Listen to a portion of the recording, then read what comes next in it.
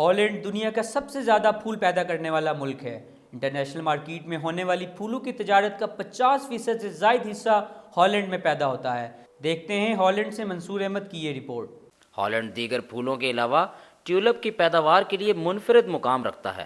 Tulip درافت تو ایران میں ہوا، لیکن کہا جاتا ہے کہ ٹیولپ کو ہالینڈ نے دنیا بھر میں پھیلانے میں اہم کردار ادا کیا۔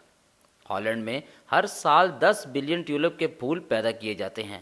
ٹیولپ کو ہالینڈ کے قومی پھول کا درجہ حاصل ہے۔ اس خوبصورت پھول کے سیزن کا آغاز ایمسٹرڈیم کے معروف ڈیم اسکوائر پر ایک نمائش سے ہوتا ہے، جہاں 2 لاکھ پھول رکھے جاتے ہیں۔ اس نمائش کی خاص بات یہ ہے کہ اس کے آخر میں لوگ اپنی پسند کے پھول مفت لے جا سکتے ہیں۔ ہالینڈ نہ صرف ہر سال پھولوں کی برآمد سے $350 کروڑ کماتا ہے، بلکہ ہر سال موسم بہار میں لاکھوں سیاح کے لیے کشش کا باعث بھی بنتا ہے۔ ہالینڈ کے مشہور ٹیولپ گارڈن کوکن ہوف کو دیکھنے کے لیے ہر سال دنیا بھر سے 8 لاکھ سیاح ہالینڈ کا رخ کرتے ہیں۔ ہالینڈ نے رقبے کے لحاظ سے 131ویں نمبر پر ہونے کے باوجود زراعت کے شعبے میں دنیا کا لیڈر ہے اور زرعی برآمدات میں امریکہ کے بعد دوسرا بڑا ملک ہے۔ کیمرہ ٹیم کے ساتھ منصور احمد، ہالینڈ۔